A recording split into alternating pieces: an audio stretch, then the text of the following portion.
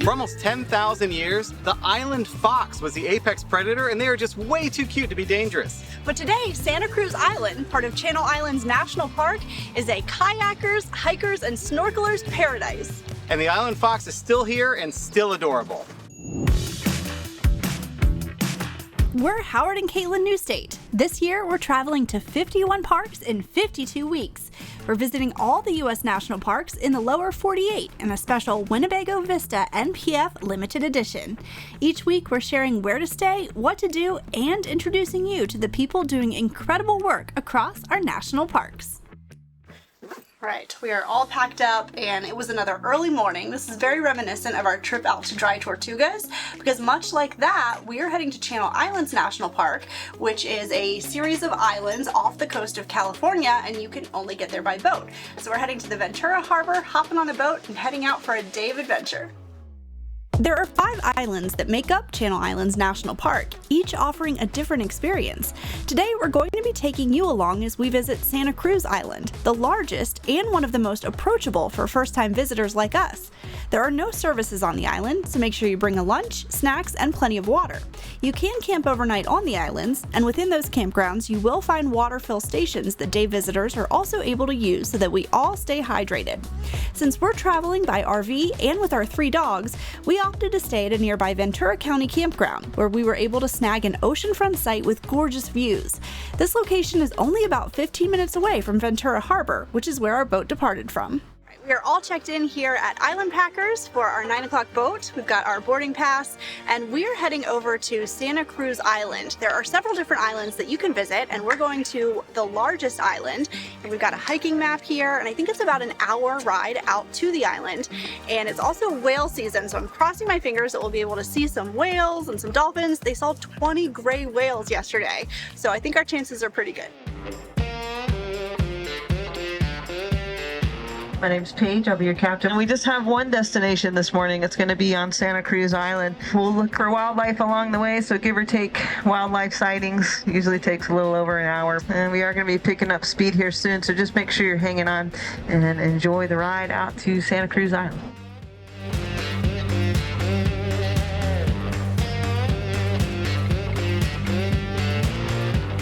Ready? I made it.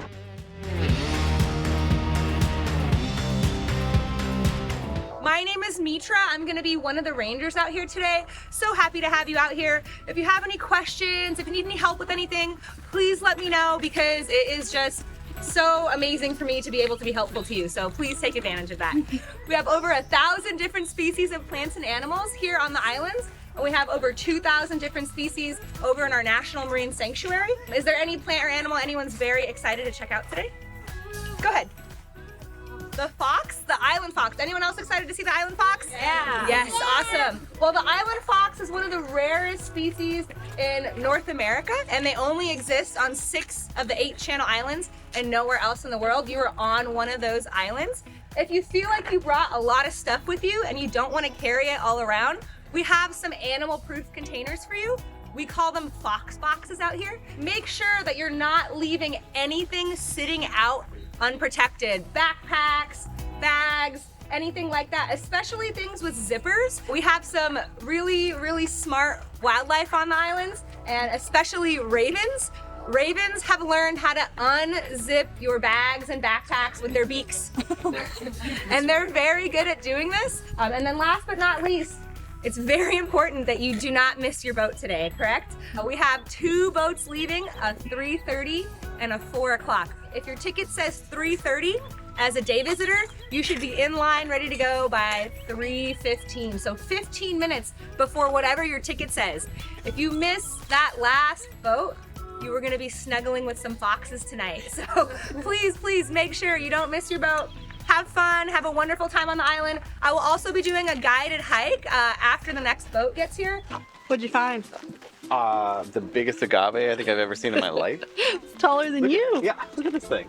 Yeah, the plants are beautiful here, and because of all the rain, it's so lush. I'm getting like New Zealand vibes. Yeah. Yeah, because like the rolling green hills and everything. The weather has been really, really bad recently in California. They've been having all these storms back to back. So we were actually in the process of of switching and moving things around, just trying to make sure that we can still hit all 51 parks, but it's not going to be in the order that we originally planned. Welcome to Scorpion Ranch area.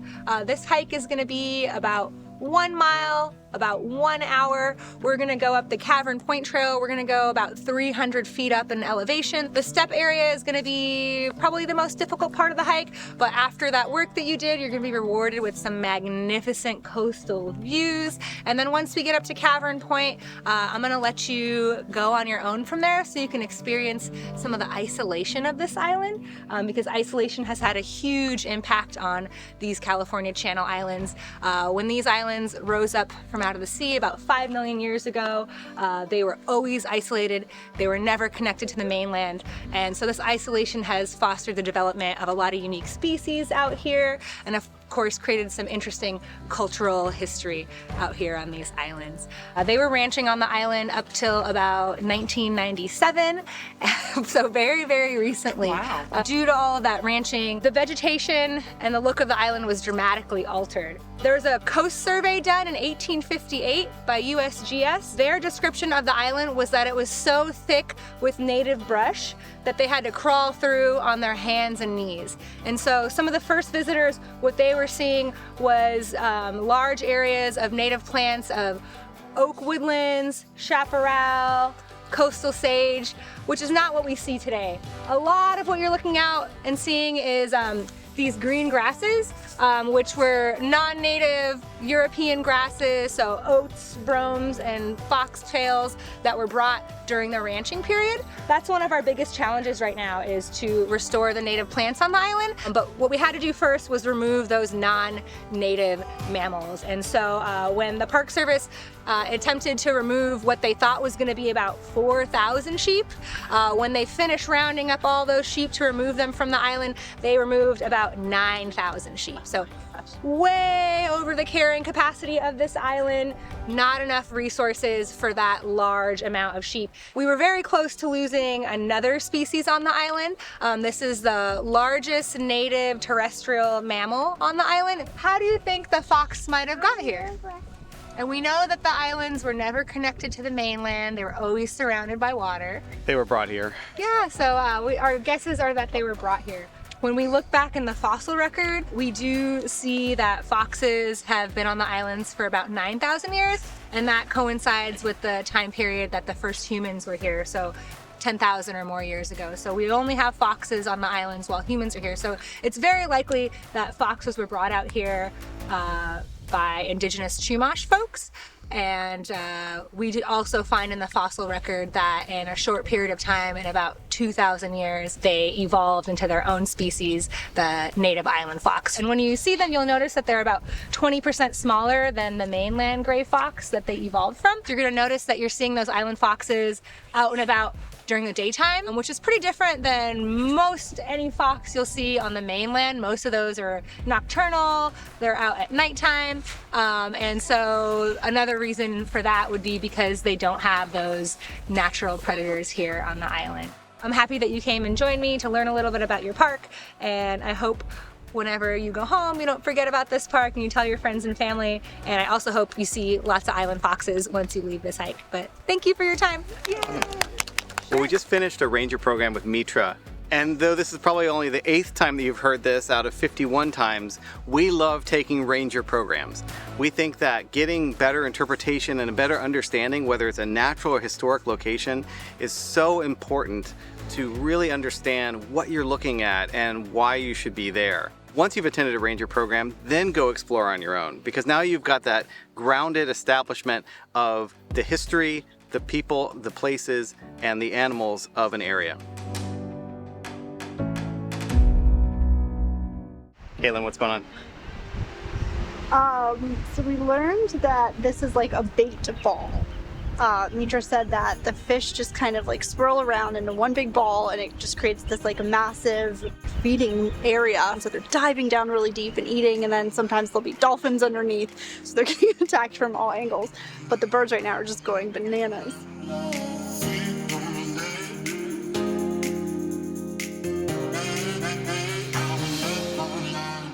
The hills are alive. It is very much giving Sound of Music.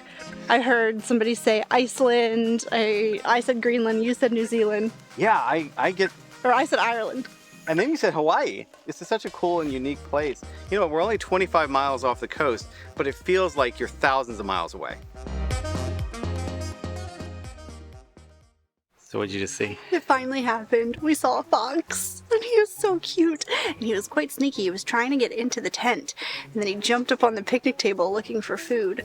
So they said the campground was a good place to spot them. The lazier ones like to hang out around here because they know it's low-hanging fruit for trying to get food.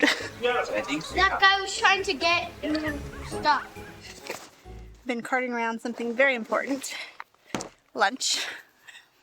There are no services here on the island, in case you hadn't figured that out. It is pretty remote, and so you want to make sure that you pack your lunch and then pack everything back out and take your trash back to the mainland. So, got some sandwiches and some cashews and some yummy stuff. We're gonna chow down here with a beautiful view. Oh yeah. Did you just see? Another fox.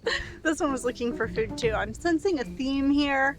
It's a little bit like me, always in search of food. He got up on the picnic table, and I mean, he was probably, I don't know, 8 feet away from us, and you could really see his little face and his eyes, and they're just so cute.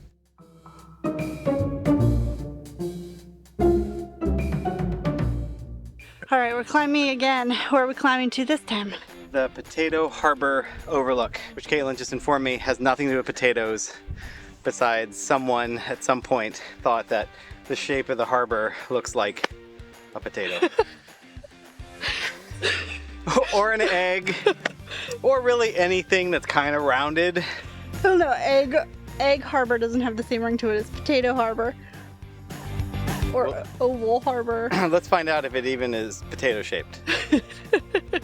I should add that there's a pretty major detour that we're taking right now because due to all the rains, the section of trail that connects between Cavern Point and Potato Harbor Overlook is closed. So you actually have to hike back down the hill, go through a campground, and then come back up officially onto the Potato Harbor Trail. So therefore, added time and distance. This is not me freaking out about time, but I'm getting a little bit worried that we're gonna miss our boat.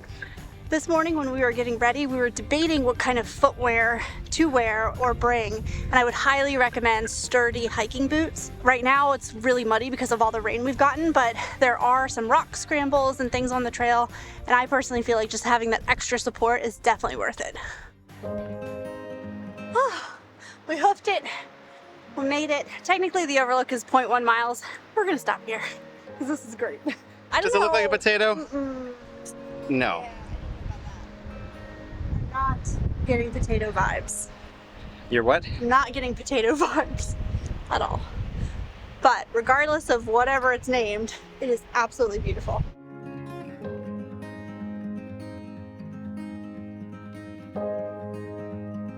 All right, Howard, it is 2:30. Think we're gonna make it? No. Yes, we are. Come on. Howard's very concerned. I think we'll make it. 2:29. All right, let's roll. Let's go. Scorpion Beach Pier, 2.2 miles. All right, we made it back in record time. It is 3:12, so we really booked it. It is doable, but definitely feeling it. This has been such an amazing national park to check off our list. If you're ever in this area of California, I highly recommend you come over. It is just so cool.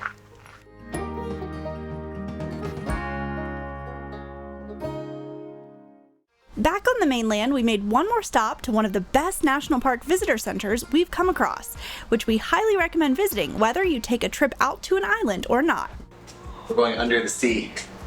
I think this is a great visitor center, particularly because the Channel Islands are pretty remote and not everybody's going to get a chance to go out by boat to explore on their own. So what they did was they brought the Channel Islands to the mainland. And you can explore the flora and fauna of the gardens outside. You can go all the way from the surface deep underwater, and you can learn more about the tidal pools and the wildlife. They have a chart here with the type of marine life that you could see out on the islands and in the tide pools, and I've already spotted one of the sea stars, and I think the Garibaldi fish, and maybe one of even this little island kelp fish. It's so cool. I'm so excited right now. I have a confession to make. I have gotten really into eagle cams. Howard laughs at me when I give him the updates on the eagles I've been following. And look, they have an eagle cam. Oh my gosh, that's amazing. I have a new one to follow. This is a really cool exhibit. Hit the ocean floor? No. No? Where to go? Oh. Ooh. Oh, we're getting into the really dark part of the ocean. Cool. Oh, wow.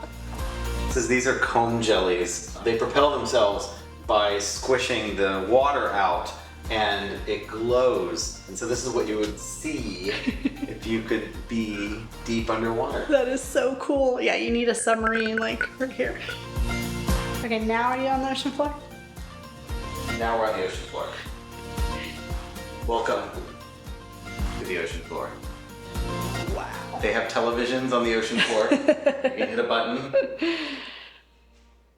So this garden is maintained by a group of dedicated volunteers who grow all these plants in a nursery here on the mainland. They plant them, they care for them, and they plant so many that at least twice a year they conduct plant sales. There are also plants available at Island Packers and here at the Visitor Center, and the proceeds from that go to support restoration work on the Channel Islands. My relationship with the islands started way back when I was 10 or 12 years old in summer camp and going out to Anacapa Island, and we didn't kayak. We had a little funny inflatable boat that we used. It was the first time I'd ever gone snorkeling in the landing cove there, and it sort of set off this concept for me. I grew up in Santa Barbara. I always looked across at the islands. I was like, I'd really like to get there more often. We act to support the park in any way we can with those things that they don't have funding for. So we're very excited about a new campground, first new campground in a very long time on the Channel Islands at Prisoners Harbor.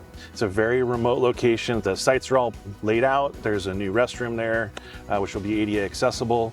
We're really excited about opening that sometime in the late spring, early summer. Our other big project, and it probably is our biggest project, is trying to grow our capacity to support Channel Islands National Park. And we're working with the National Park Foundation with help from the president, Will Shafroth, his staff, Sarah Unz, and others to hire our first employee.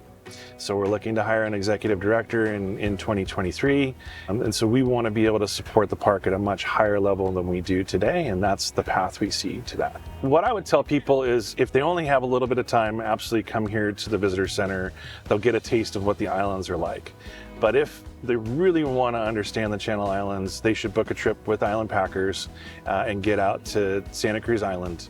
If they like kayaking, there's all kinds of kayaking experiences. If they like hiking, there's easy hikes and challenging hikes. If they're backpackers, they should go to Santa Rosa Island. There's incredible backpacking on Santa Rosa, including camping on the most gorgeous beaches you've ever seen.